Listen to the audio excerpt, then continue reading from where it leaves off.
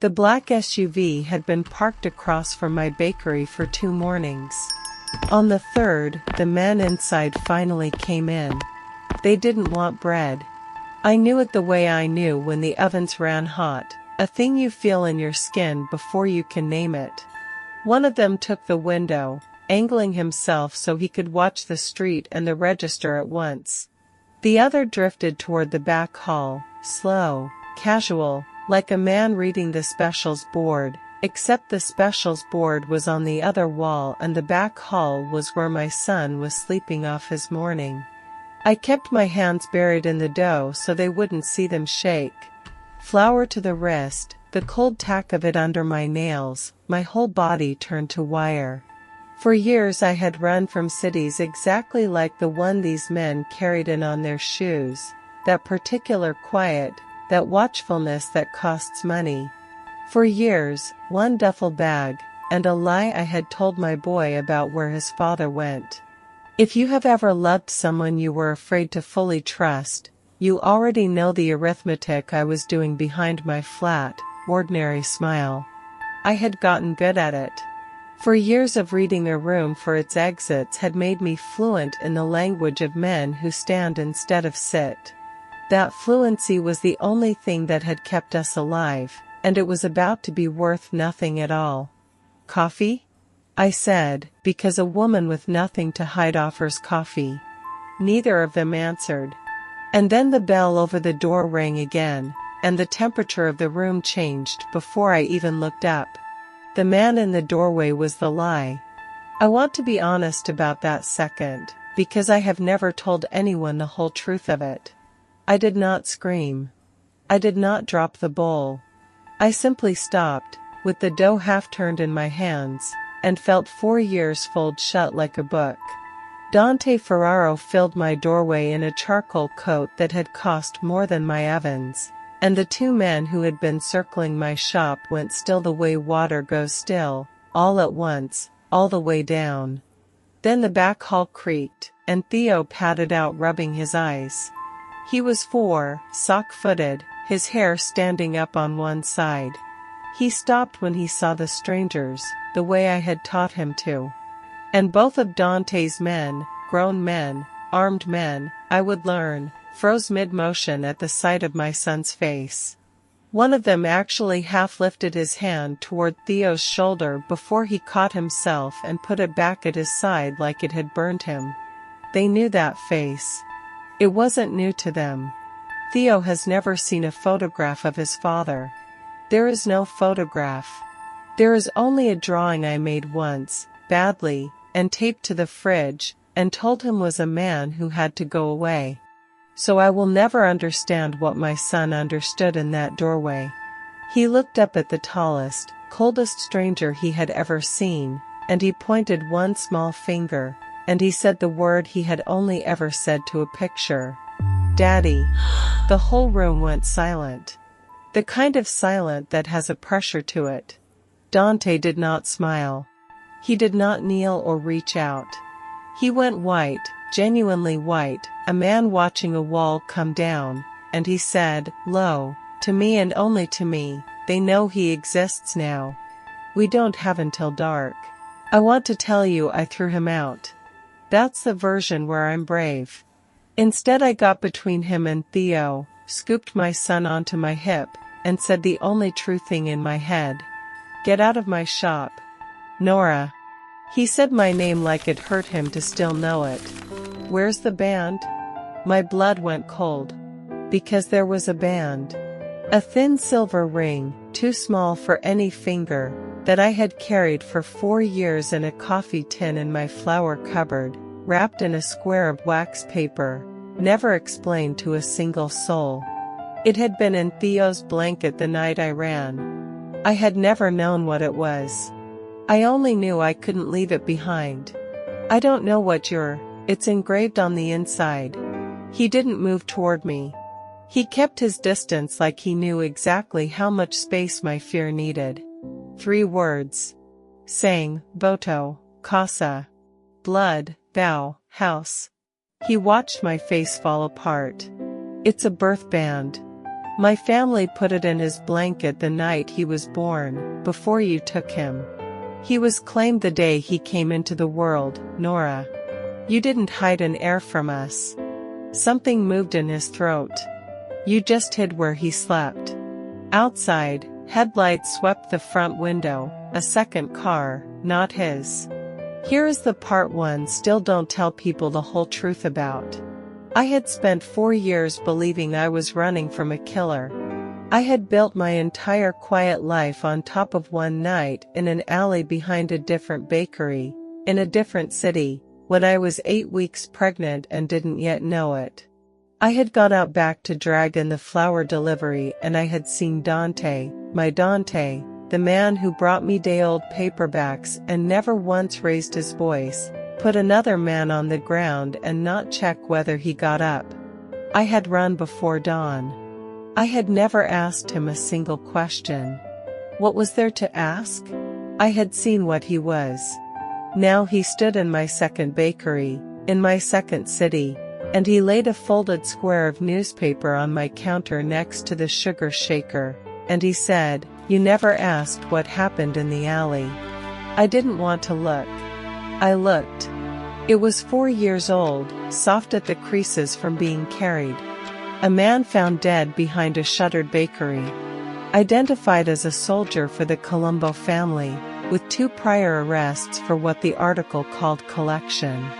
And a line I read 3 times before it went in: he had been armed, and he had been inside the bakery's back door. "He was there for you," Dante said. Quiet. No triumph in it, which is how I knew it was true. Leverage. They wanted something I had, and the fastest way to a man like me is a woman he keeps visiting. I got there 4 seconds before he did. You saw the 4 seconds after. He finally looked away from me, at the window, at the dark street. I let you run because running kept you off their board. That was the deal I made to keep you both breathing. You stay gone. My family pretends you were never real.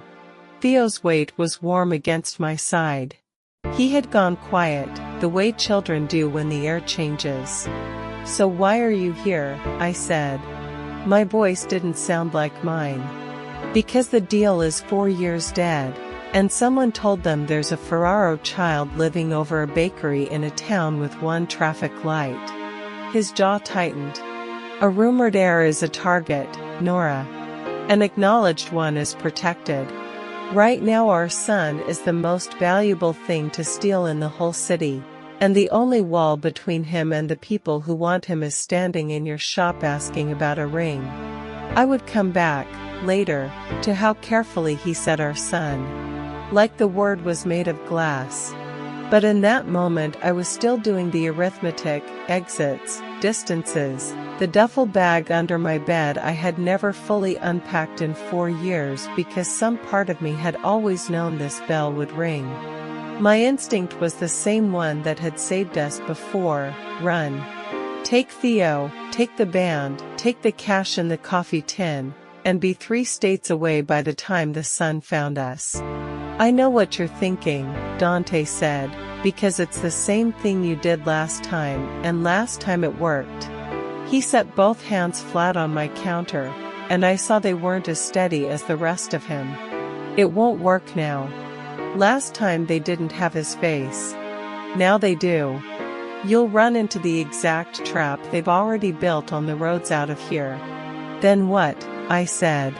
"What do you want from me, Dante?" "I want to keep him alive. That's all I've ever wanted, since before I knew his name." He straightened.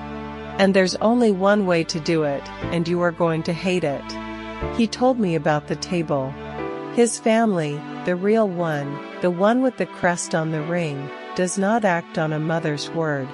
There is a patriarch, an old man named Emilio, and a council, and a rule as old as the name: no Ferraro is claimed as an heir on affection alone. There must be proof. A birth band, yes. But also blood. A test, laid on the council table, that turns a rumor into a son.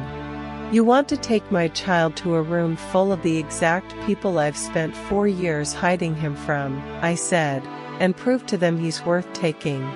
I want to make him impossible to take. Dante's voice dropped. Right now he's a whisper. A whisper you can steal and no one comes for. The moment my family acknowledges him out loud, in front of the council, he stops being a prize and becomes a Ferraro.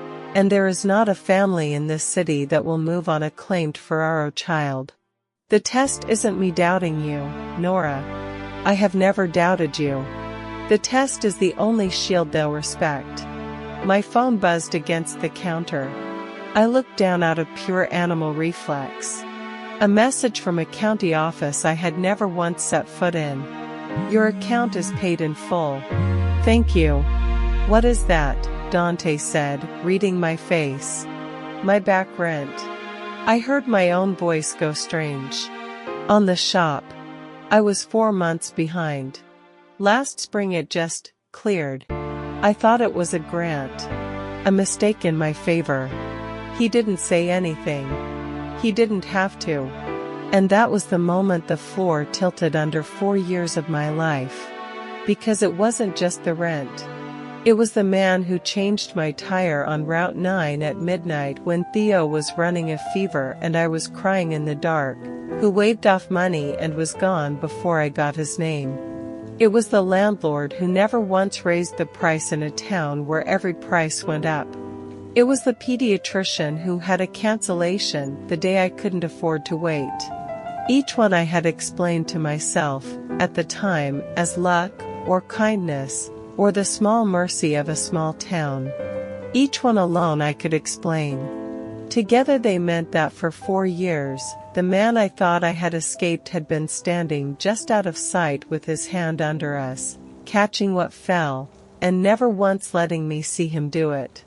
You watched us, I said. I kept you. He didn't apologize for it, and somehow that was better than if he had. From a distance you sat. You wanted gone, so I let you be gone. I just wouldn't let gone turn into hurt. I never came close enough for you to see. Until they found him, I never would have. His eyes went to Theo, asleep now against my shoulder, worn out by a morning too big for him. The night you ran, I let the only 2 people I have ever loved walk into the dark because I thought the dark was safer than me. I have spent 4 years making sure I was right. I didn't have an answer. There isn't one, for a thing like that. His phone lit between us. A single name on the screen. Sal. And Dante's face closed like a door swinging shut. Who's Sal? I said. He was already moving, checking the street through the gap in my curtains. And when he answered, his voice had gone flat and professional in a way that scared me more than the men in my shop had. My underboss. My father's man before he was mine. A muscle worked in his jaw.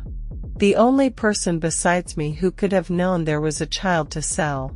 Stay with me, because this is the part where I understood that the danger had never been outside my door. It had driven itself there. Sal cut a deal, Dante said. He fed your town to the Columbos. Not for money, money he has.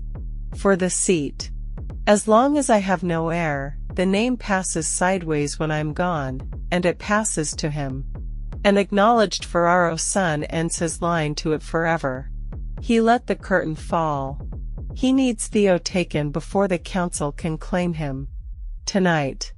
Which is why they were already outside your door when I walked in.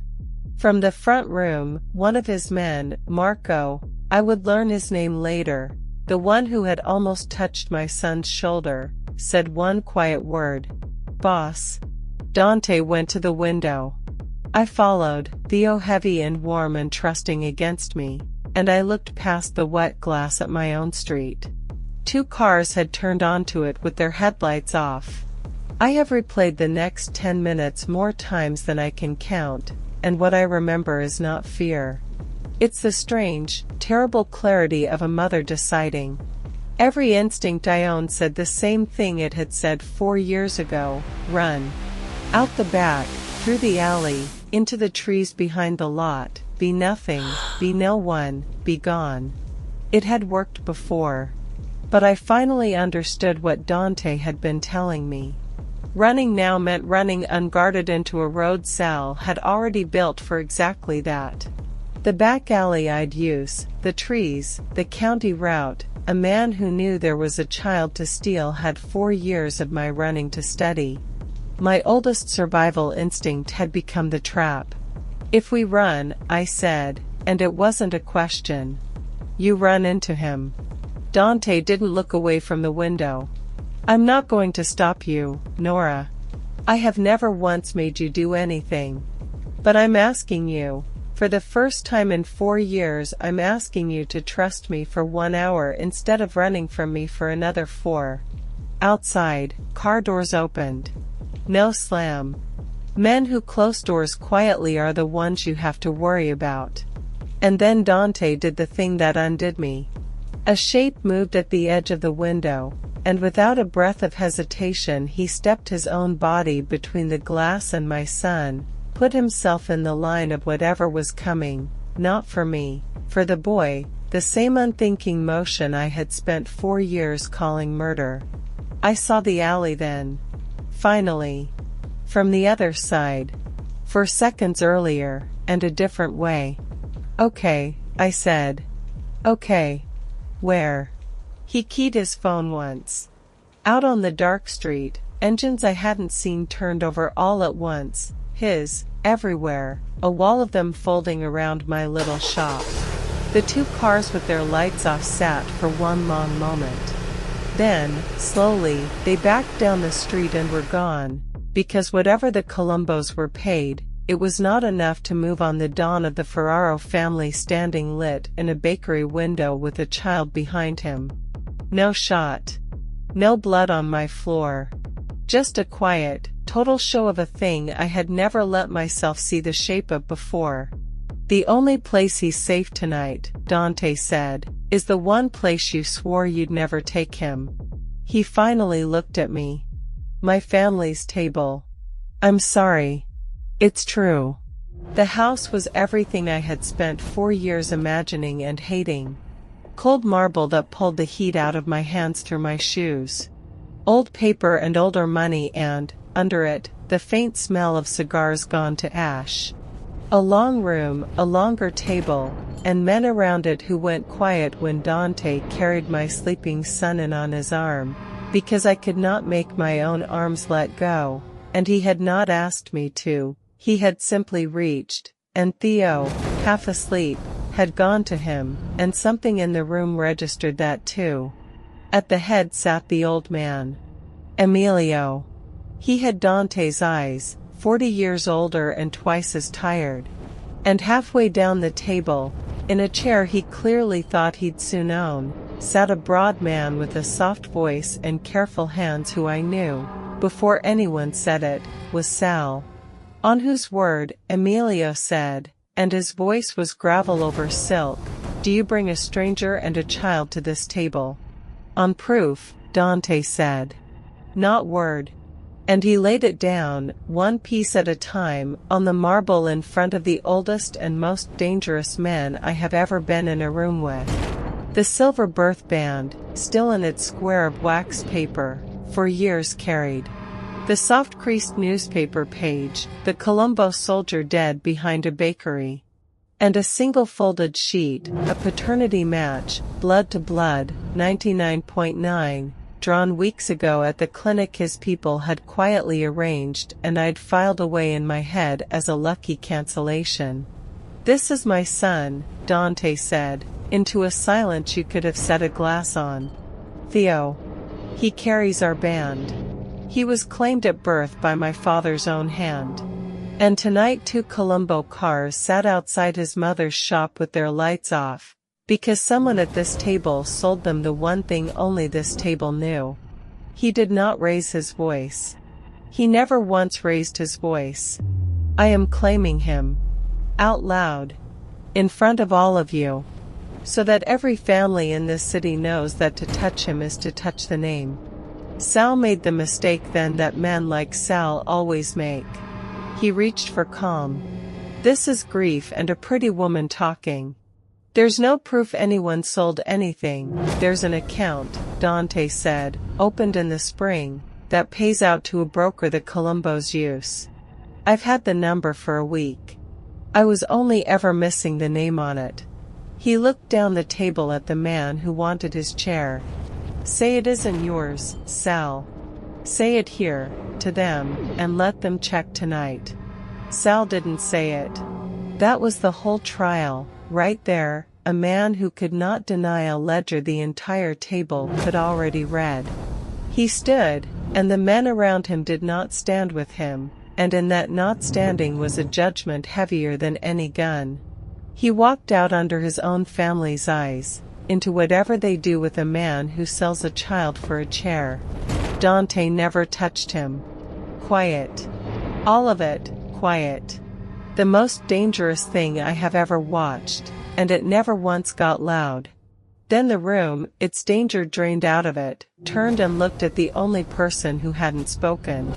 Me. Emilio studied me for a long moment with those tired, familiar eyes. You ran with my grandson, he said. Not a question. I did. Why? Because I thought his father was a man who could kill someone and not look back. I made myself hold the old man's gaze. I was wrong about the not looking back. I'd been wrong for 4 years. Something almost moved in that ancient face. He looked at Theo, asleep against Dante's shoulder, at the small hand curled into the lapel of a coat worth more than my life. And he nodded once, and it was over, and my son was a Ferraro, and safe, and I had done the one thing I swore I never would, and it had saved his life. Dante found me afterward in a side room, standing at a window I couldn't see anything out of, holding the silver band in my palm because someone had handed it back to me and I hadn't known what else to do with my hands. You can go, he said from the doorway. He didn't come in. For years, and he still knew exactly how much space my fear needed. That was never the price. He's claimed now, that holds whether you stay or not. No one touches him again. You can take him back to the bakery in the morning and I will keep being the thing you don't see. If that's what you want, I'll make it true. I turned the band over. Saying, voto, casa. Blood, vow, house. Tell me the truth about the alley, I said. All of it. Plainly. No 4 seconds. The whole thing. So he did. He stood in the doorway and he told me, the man who'd come for me, the phone call that warned him too late, the run across half a city, the door, the 4 seconds, the choice he made and would make again. And when he finished he didn't ask me to forgive it. He just let it sit in the room, true and terrible and mine to do something with. I told our son you were a man who had to go away, I said. My voice broke on it. 4 years. Every night. I know. He drew you on the fridge from a bad picture I made, and he still knew your face in a doorway. I was crying now and I didn't care. How did he know your face, Dante? I don't know, he said, and his own voice wasn't steady either. Maybe some things don't need a photograph. He didn't reach for me. He crouched down instead, level with the small boy who had woken and slid down from a stranger's arms and come to stand between us, sock-footed, blinking, holding the edge of my coat in one fist the way he holds everything he's not sure of yet. Dante didn't grab him. He held out one open hand, palm up, and he waited. He let a 4-year-old decide. And Theo, my brave, quiet, impossible son, took the silver band out of my open palm, and pushed it onto his own small wrist where it hung loose as a bracelet, and reached out and closed his fingers around his father's waiting hand. The last thing I remember of that night is that image, and I have never needed anything explained about it since. The thin silver band loose on my son's wrist, and Dante's open hand beneath it, holding on, and not once closing until Theo closed first. I stayed. Not because I was made to, I have never once been made to, by him, and that turned out to be the whole difference. I stayed because the most dangerous man in the city spent 4 years catching what fell without ever letting me see his hands, and then knelt on a marble floor and let a child choose him. If you've ever hidden someone you love from the truth to keep them safe, and then learned the truth was the safe thing all along, you already know the question I'm still living inside. So tell me, if you'd carried his child for 4 years and thought you were running from a monster, would you have told him the day you finally knew? Would you have gone back? If a love like that, dangerous, patient, chosen at the end by the smallest hand in the room, is the kind that makes your heart race, stay with me. Subscribe to Raven Vow, and I'll tell you another true one.